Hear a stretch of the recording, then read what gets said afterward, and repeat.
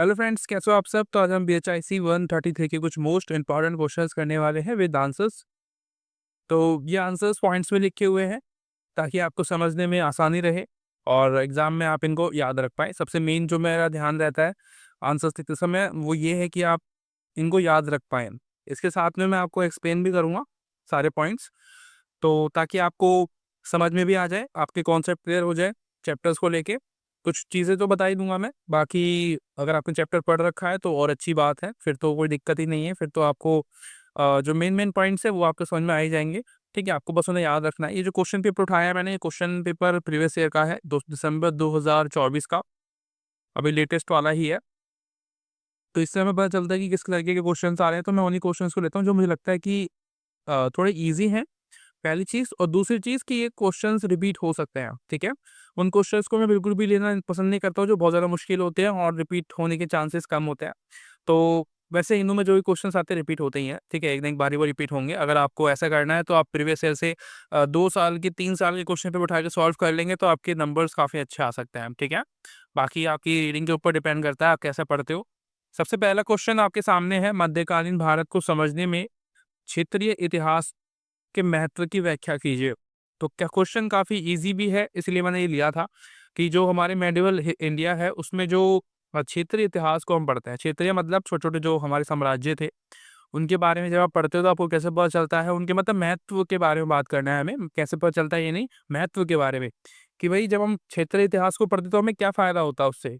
अब छोटी-छोटी चीज़ें जो होती हैं ना वो हमें उससे जानने को मिलते हैं। जैसे कि सबसे पहली चीज़ क्या होंगी, मैंने यहाँ पे लिखा हुआ है, वही चीज़ें लिखी हुई हैं। जैसे कि सबसे पहली है आपकी पॉलिटिक्स, यानी कि छोटे-छोटे जो राज्य हैं, उनकी पॉलिटिक्स कैसी है और जो संरचना है राजनीति की, वो कैसे चलती है, कैसे काम करती है। क्या उन्होंने अपने राज्य को डिवाइड किया हुआ है कि कितने भागों में। अब जैसे कि हमने पढ़ते हैं इंडिया में जो हमारा एक सिस्टम है, ठीक है? सबसे शुरुआत में आप देखते हो सेंट्रल गवर्नमेंट होती है, फिर स्टेट गवर्नमेंट होती है, फिर पंचायत निकाय होते हैं, ठीक है? मतलब 3 स्तरीय जो है हमारी देश की जो है राजनीतिक व्यवस्था है, 3 तरीके से हमारी राजनीति काम करती है। लेकिन इनके में कैसा है, तो वो हमें जो है क्षेत्रीय अध्ययन से पता चलता है। जब हम उसके बारे में क्षेत्रीय पे जाके मतलब ग्राउंड लेवल से स्टडी करते हैं उनके बारे में, वो कैसे होता है, जो छोटे-छोटे साम्राज्य जैसे कि हमारे चौल है, राष्ट्रकूटास है, पालास है, ठीक है? प्रतिहार है और राजपूत है। इनके बारे में जब आप पढ़ते हो तो आपको इनकी ग्राउंड लेवल की जो राजनीतिक व्यवस्था है उसको उसके बारे में पता चलता है, ठीक है? और ये विकेंद्रीकरण का मतलब क्या होता है, मैंने आपको बता ही दिया वैसे बातों-बातों में कि विकेंद्रीकरण का मतलब होता है जब आप पावर को डिवाइड करते हैं, ठीक है? इंटू पार्ट्स, जैसे कि सेंट्रल गवर्नमेंट, स्टेट गवर्नमेंट, फिर पंचायत निकाय। यानी कि काम को सेंटर लेवल से नीचे लेवल तक करना, मतलब नीचे से ऊपर लेके जाना, उसको हम विकेंद्रीकरण कहते हैं। जैसे कि हमारे देश में पंचायत वाली व्यवस्था को हम जो है फॉलो करते हैं गाँव के स्तर पे और शहरों के स्तर पे नगर पालिकाएँ होती है। तो उस स्तर से जब हम सेंट्रल गवर्नमेंट तक जाते हैं तो उसको बोलते हैं विकेंद्रीकरण, यानी कि शक्ति जो है किसी एक व्यक्ति के हाथ में नहीं होती है हमारे इंडिया में, वो सभी के हाथ में बराबर होती है, ठीक है? सबका अपना एक अलग काम है, प्राइम मिनिस्टर का अलग काम है, चीफ मिनिस्टर का अलग काम है और जो हमारे पंचायत जो होते हैं, उनके अलग काम होता है, ठीक है? समझ गए होंगे आप, ज़्यादा कोई मुश्किल चीज़ नहीं है। हमें बहुत ज़्यादा उनके बारे में जो पॉलिटिकल थिंकिंग चीज़ों जो है, वो हमें पता चलता है कि कितने लेवल्स थे, लेवल पे बँटा हुआ था, ठीक है? उसके बाद सेकंड चीज़ है विविध सामाजिक सांस्कृतिक विकास। तो हम ये भी समझ पाते हैं कि उस समय का समाज कैसा था, ठीक है? मतलब ग्राउंड लेवल से, बहुत ही छोटी-सी जगह से कि व्यवस्था कैसी थी। देखो बड़ी-बड़ी चीज़ें तो आपको पता चल ही जाती है कि इंडिया में कैसी रही होगी। एक बड़े लेवल पे यानी कि आप इंडिया के मैप को इमेजिन करेंगे तो आपको पता चलेगा कि आप सोच पाएँगे एटलीस्ट कि ऐसे-ऐसे रहा होगा इंडिया में कि वर्ण व्यवस्था थी, इस तरीके के फॉलो करते थे, लेकिन सब जगह एक जैसी नहीं थी वर्ण व्यवस्था, ठीक है? इंडिया में भी उसमें भी काफ़ी चीज़ें थी, बदलाव में की गई थी कि भई कुछ-कुछ राज्य में कुछ अलग व्यवस्था थी, मतलब कुछ जैसे कि अब वर्ण व्यवस्था में 4 व्यवस्था होती है, लेकिन कहीं-कहीं आपको 5 भी देखने को मिलती है, ठीक है? कहीं-कहीं 3 भी देखने को मिलती है।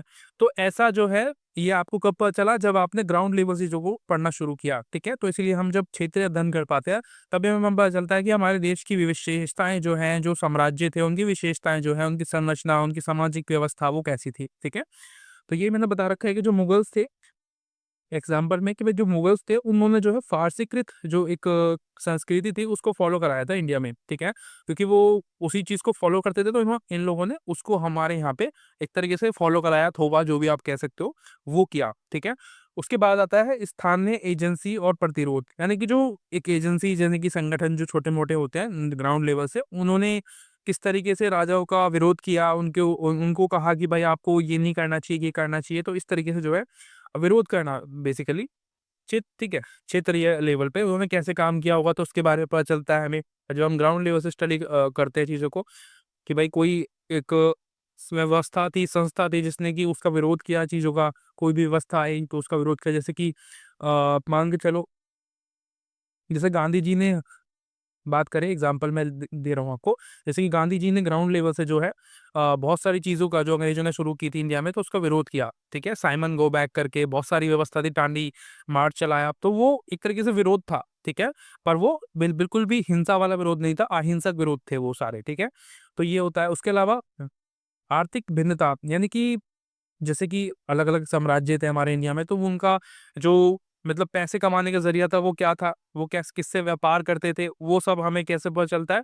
छोटे-छोटे लेवल से, कि भई वो क्या काम करते होंगे, किस तरीके से उनका व्यवस्था थी, पैसे कैसे आते थे उनके पास। जैसे कि मैंने आपको लिखा है चोल के बारे में। ये जो चोल वंश थे, चोल साम्राज्य था, क्योंकि वो साउथ में था, आपको पता है, आपने लोकेशन कभी देखी होगी तो। भारत का जो साउथ वाला हिस्सा है ना, ये वाला जो हिस्सा है, इस वाले हिस्से में मुझे एग्ज़ैक्ट याद नहीं है लोकेशन, शायद इस जगह पर है या इस जगह पर है। तो चॉल्स जो थे वो भी बहुत सारे थे, वैसे तो बँटे हुए थे, पर चॉल्स जो थे वो इसी एरिया में थे, मतलब साउथ भारत में, इंडिया में थे। तो इन्होंने जो है जो पूर्वी एशिया के जो देश हैं, पूर्वी एशिया कौन है? हमारे यहाँ के, जो आप साउथ से इस तरफ जाओगे ना, तो जो आपका सुमात्रा, इंडोनेशिया, मलेशिया, फिलीपींस, ये जो कंट्रीज़ है ना, आइसलैंड कंट्री जो भी कह लो आप इनको, क्योंकि पानी से घिरा हुआ है चारों तरफ से, तो इनसे जो है भारत का व्यापार था। बेसिकली चॉल्स का व्यापार था। इसके अलावा विजयनगर एम्पायर जो था, वो भी इन लोगों से व्यापार करते थे। तो ये हमें कैसे पता चला? जब हमने ग्राउंड लेवल से स्टडी करी उस चीज़ के बारे में। उसके अलावा और भी स्रोत हैं जो हमें पता चलते हैं, जैसे कि उनकी वंशावली, जैसे कि चॉल्स जो थे वो कितने वंश में थे, कितने डिवाइडेड थे वो, ठीक है? और उनकी परंपराएँ जो थी वो कैसी थी, उनकी शिलालेख जो थे, ये सभी के लिए फॉलो होता है, ठीक है? अब मैंने आपको बताया था ऊपर कितने हमारे राजवंश थे, जैसे कि चौल है, राष्ट्रकूटास, पाल, प्रतिहार, राजपूत, तो इन सब के बारे में बात कर रहे हैं। भाषा कैसी थी, उनके अभिलेख कैसे थे, तो ये सारी चीज़ें आपको पता चलती है। इसलिए इम्पोर्टेंट होता है कि हम चीज़ों को ग्राउंड लेवल से स्टडी करें, ठीक है? शुरू करते हैं आगे की वीडियो। सेकंड क्वेश्चन है आपका, विजयनगर साम्राज्य के अंतर्गत स्थानीय प्रशासन का विश्लेषण। तो जो विजयनगर है, उसमें जो अ, स्थानीय प्रशासन है, ठीक है? उसके बारे में पूछ रहा है। यानी कि बेसिकली जो जैसे कि सेंट्रल गवर्नमेंट में हमारा काम होता है, सेंट्रल गवर्नमेंट से हमारी चीज़ें शुरू होती है, तो वैसे ही यहाँ पे कैसे शुरू होता था, क्योंकि राजा है, तो राजा के नीचे कितनी चीज़ें थी, वो पूछ रहा है, ठीक है? तो सबसे पहले आप देखेंगे कि जो राजा है उसने क्या किया था कि चीज़ों को इकाइयों में बाँटा हुआ था। जैसे कि पूरा राज्य था उसका, तो उसको कुछ पार्ट्स में डिवाइड किया हुआ था। हमारे यहाँ पे तो अभी जो आप देखते हो सेंट्रल गवर्नमेंट, स्टेट गवर्नमेंट और पंचायत 3 स्तर में बँटा हुआ है। लेकिन उनके यहाँ पे क्या था, 4 स्तर में बँटा हुआ था साम्राज्य, जो विजयनगर साम्राज्य था उसमें।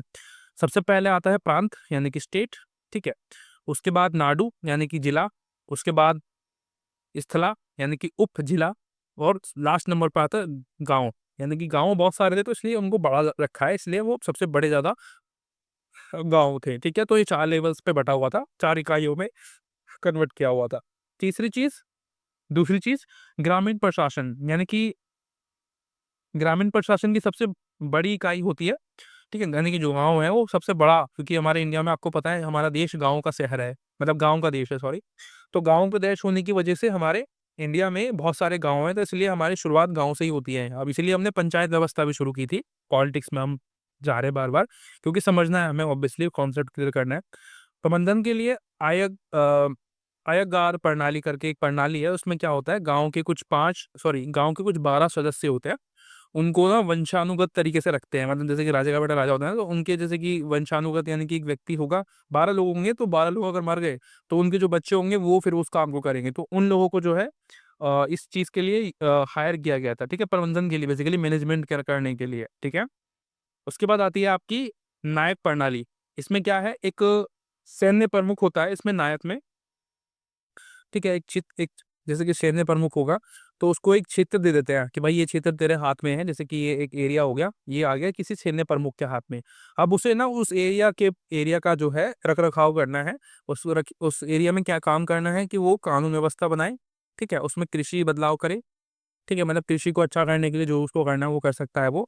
और जो सिंचित क्षेत्र है, उसका निर्माण करे। सिंचित मतलब जहाँ पे कृषि की जा सकती है उसको बढ़ावा दे। अब वो कैसे करेगा वो उसके हाथ में है, ठीक है। तो ये नायक प्रणाली इसको बोलते थे। तो इस तरीके से विजयनगर एम्पायर में ये सारी चीज़ आप देखते हैं। उसके बाद राजस्व प्रशासन, इसमें क्या है कि भाई पैसे मतलब टैक्सेशन जो है वो कैसे आते थे, तो भूमि जो है ना, भूमि से कर वसूली करना इनका मेन जो है इनकम सोर्स था, ठीक है, विजयनगर एम्पायर में। कोई ऐसा एक्स्ट्रा कोई फालतू के जो है कर नहीं थे, बस भूमि कर था एक, ठीक है। मतलब कृषि हुई तो उस कृषि में कुछ परसेंट जो है ये रखते थे, ठीक है। और ये विजयनगर एम्पायर का मैप मैंने बनाने की कोशिश की है यहाँ पे। अगर आपको गलत लग रहा है तो मुझे बताना, ठीक है, क्योंकि मुझे यही मिला इंटरनेट से, मैंने सर्च किया था तो मुझे ये मैप मिला विजयनगर के बारे में, जो कि मुझे लगा था कि सही है, शायद यही होगा, तो मैंने लिखा है, ठीक है। बाकी आपको अगर कोई भी आपको लगता है कि गलत है तो आप मुझे बता देना कमेंट करके, आप उसके हिसाब से सॉल्व कर लेना, उसको चीज़ों को ठीक कर लेना। वैसे यही आपको दिखेगा, आप अगर इसको भी ड्रॉ कर लेंगे ना एग्जाम में तब भी आपका काम हो जाएगा, ठीक है। उसके बाद आएगा सेकंड क्वेश्चन। थर्ड क्वेश्चन है अगला क्वेश्चन, जो है दिल्ली के सुल्तान के अधीन भू राजस्व प्रणाली पर लिखिए। तो यानी कि जो दिल्ली के सुल्तान यानी कि मुगल शासक की बात कर रहा है, तो उस समय में जो हमारे दिल्ली में भूमि राजस्व प्रणाली थी वो कैसी थी, ठीक है। तो राजस्व प्रणाली में क्या है, एक थी इक्ता प्रणाली, इक्ता भूमि भूमि जो होती है वो थी। इसमें क्या होता है, राजा द्वारा सैन्य कमांडर जो है होता है, एक सैन्य का कमांडर जो होता है उसको एक भूमि दी जाती है, कुछ पार्ट जैसे कि इक्ता में होता है ना, उसमें सॉरी ये विजयनगर एम्पायर में इसमें जो होता है नायका प्रणाली में, ऐसे ही यहाँ पे भी होता है। इसमें एक भूमि का जो कमांडर होता है सैन्य का, तो उसको भूमि दी जाती है, उससे वो राजस्व एकत्रित करता है, उस जो टैक्स जो मिलता है उससे, उस टैक्स से वो जो सेना होती है उसका रख-रखाव करता है, ठीक है। मतलब उस टैक्स को वो वहीं यूज़ करता है, ठीक है, और कुछ परसेंट वो खुद रख लेगा अपनी सैलरी के रूप में। दूसरी चीज़ होती है इसमें खालसा भूमि। खालसा जो है, ये खालसा जो होती है इसमें मुगलों में, तो खालसा भूमि का क्या काम होता है, ये राजा के अधीन होती है, राजा की भूमि होती है ये। इसमें से जो भी पैसा मिलता है वो राजा के जो शाही खजाना होता है उसमें मिलता है जाके, उसमें वो रखता है अपने, मतलब ये पैसा जो है राजा का होता है जिसमें से ये पैसा आता है, ठीक है, राजस्व प्रणाली। अगला होता है इनाम, यानी कि वक्फ, यानी कि आपने अभी अभी रिसेंटली में बहुत चल रहा था वक्फ बोर्ड, तो ये उसी में से आया है। उसमें जो है प्रॉपर्टी दी जाती है धार्मिक कार्य के लिए, मतलब मुस्लिमों को, तो वो वक्फ बोर्ड में आता है, ठीक है। वक्फ भूमि उसी को बोलते हैं, यहीं से आई थी वो, ठीक है। सुधार की बात की जाए तो कुछ कुछ सुधार किए बहुत सारे, जो मुगल एम्पायर्स थे, जो राजा थे, सुल्तान थे, उन्होंने कुछ अच्छाइयाँ भी मतलब चेंजेस किए अपनी टैक्सेशन में। जैसे कि पहले जो है वो अलाउद्दीन खिलजी है, तो उन्होंने क्या किया, भूमि का माप जो व्यवस्था है वो लेके आई, यानी कि भूमि को गजों में नापना, और सीधे संग्रह किया, मतलब कि कोई बीच में दलाल नहीं होगा, डायरेक्ट जो है वो किसानों से जो राजा है वो वसूली करेगा, ठीक है। और उच्च कर दर, यानी कि 50% जो है एक तरीके से टैक्स लगाया गया भूमि पर। भूमि मतलब जैसे कि जोत जो होती है उस पे। और नगद या वस्तु के रूप में भूदान। आपके पास 2 ऑप्शंस होंगे टैक्स देने के, या तो आप कर मतलब कि मुद्रा में दे सकते हैं, या फिर आपको अपनी फसल का 50% देना पड़ेगा, ठीक है। यानी कि 2 ऑप्शंस थे आपके पास। उसके अलावा मोहम्मद बिन तुगलक है दूसरे जिन्होंने काम किया इस पे। उन्होंने क्या किया, दोआब में कर वृद्धि जो है वो की, ठीक है। यानी कि जो दोआब यानी कि जो गंगा और यमुना का जो क्षेत्र होता है दोआब वाला, उसमें कर जो है, जो उनकी जो टैक्सेशन है उसको बढ़ाया। और दीवाने अमीर जो है एक टैक्स होता है वो लगाया, जिसमें क्या होता है, टैक्स नहीं होता, बेसिकली ये काम होता है कृषि के लिए, कृषि को बढ़ावा देने के लिए। इसमें क्या है, कृषि जो कृषक होते हैं इनको ऋण देना होता है, कर्जा देना होता है, ठीक है। तो ये व्यवस्था लाई, अच्छी चीज़ है, क्योंकि कृषकों को बहुत ज़रूरत पड़ती है कर्जे की। उसके अलावा फिरोज शाह तुगलक ने कुछ काम किए, जैसे कि कृषि विकास किया उन्होंने, कृषि के लिए भी काम किया। हक ए शर्ब, यानी कि सिंचाई व्यवस्था बोलते हैं इसको हिंदी में, हक ए शर्ब, इसमें जो है एक व्यवस्था है जिसको, इसमें जो है 110% जो है, मतलब 1/10 जो है इसको बोलते हैं हिंदी में। तो ये जो है लगाया गया कर। आप इसको निकाल लेना कितना बनता है ये, ठीक है, कितना परसेंट बनेगा। एकता प्रणाली का प्रयोग किया है इन्होंने, इन्होंने भी एकता प्रणाली का प्रयोग किया, और आवश्यक करो जो है, सॉरी, जो बेकार करते, जो फालतू के करते उनको खत्म कर दिया, ठीक है, फिरोज तुगलक ने। उसके बाद आता है फोर्थ क्वेश्चन। इसमें क्या है, मुगल शासन के दौरान नई प्रौद्योगिकी की विकास पर चर्चा कीजिए। तो वही जो मुगल एम्पायर था, तो उसके समय में टेक्नोलॉजीज जो नई नई डेवलप की गई, तो उसके बारे में पूछ रहा है। सबसे पहले टेक्नोलॉजी में बोलूंगा वो थी सेना के लिए, सबसे पहली सेना के लिए थी। उसमें क्या है, तो तोपों का इस्तेमाल, बारूद का इस्तेमाल किया जाता था। इसमें बहुत ही अच्छी तरीके की जो तोप है वो इस्तेमाल की इन्होंने। और पॉल गन होती है एक, पॉल गन मैंने यानी कि जो हाथ में आप रख के चला सकते हैं ना, एक तरीके से रॉकेट टाइप की होती है वो, उसका। ठीक है। और एक वास्तुकला में भी काफ़ी काम किया है उन्होंने, जैसे कि जल प्रबंधन जो है वो अच्छा किया पानी के लिए, तो वो नहरें बनाई। ठीक है। और जल चक्र जो है, फारसी जल चक्र जो बोलते हैं इस चीज़ को, वो इन्होंने तैयार किया। तकनीक जो है कैसे इस्तेमाल करते थे, तो भाई गुम्बद जो है और जो मेहराब टाइप के जो जल को बेसिकली रखने के लिए, स्टोर करने के लिए वो बनाए गए। और चूने के पत्थर जो होते हैं, चूना जो होता है उसका पेस्ट जो होता है उसका इस्तेमाल किया, क्योंकि वो पानी के लिए है तो अच्छा उसकी क्वालिटी होनी चाहिए ताकि उसमें से पानी रिसे ना। और भूकंप जो विरोधी जो बेसिकली बिल्डिंग्स है वो बनाई इन्होंने, ताकि भूकंप से भी जो है बचा जा सके। तो इस समय भूकंप से पता चलता है कि भाई यहाँ पे भूकंप भी पहले भी आते थे दिल्ली में। ठीक है। और कृषि की बात करें तो नई फसलें जो है उन्होंने उगाई, जैसे कि तंबाकू है, अनानास है, काजू है, आलू है, इसके अलावा भी बहुत सारी फसलें हैं। फसल चक्र का इस्तेमाल किया। अब जैसे कि इंडिया में रबी की, खरीफ की और एक जायद की फसल जो होती है, अलग-अलग तरीके की फसल जो होती है, वो अलग-अलग समय पे उगाई जाती है। इससे जो है ना सॉइल की जो क्वालिटी है वो बरकरार रहती है, तो इसलिए ना फसल चक्र को भी फॉलो किया। तो ये भी टेक्नोलॉजी है भाई एक प्रकार की, इन लोगों को पता था। उन्नत सिंचाई व्यवस्था को शुरू किया, यानी कि बांध वगैरह बनाए इन्होंने, ताकि जो सिंचाई है वो अच्छे से हो सके, जो फसल है उसको पानी मिल सके। और इसके अलावा वस्त्र उद्योग को बढ़ावा दिया, धातु में यानी कि इस्पात जो होता है उसका इस्तेमाल किया तलवार वगैरह बनाने में। और जो खगोलीय शास्त्र होता है, विज्ञान है, उसका इस्तेमाल किया, लाइव्स वगैरह जो लैब्स होती हैं वो बनाई। जो चिकित्सक है, डॉक्टर्स वगैरह, उस पे काम किया। कागज़ निर्माण किया उन्होंने। काफ़ी सारी चीज़ें जो है आपको मिलती है जो इन्होंने किया। ठीक है। तो ये था टेक्नोलॉजी के बारे में कि जो मुगल शासन के समय में आई थी। कैसी लगी वीडियो? आप मुझे कमेंट करके बता सकते हैं। और ऐसी और वीडियोज़ के लिए आप मुझे, आपको पता है क्या करना है, कमेंट करना है और एग्ज़ाम डेट ज़रूर लिख दिया करो।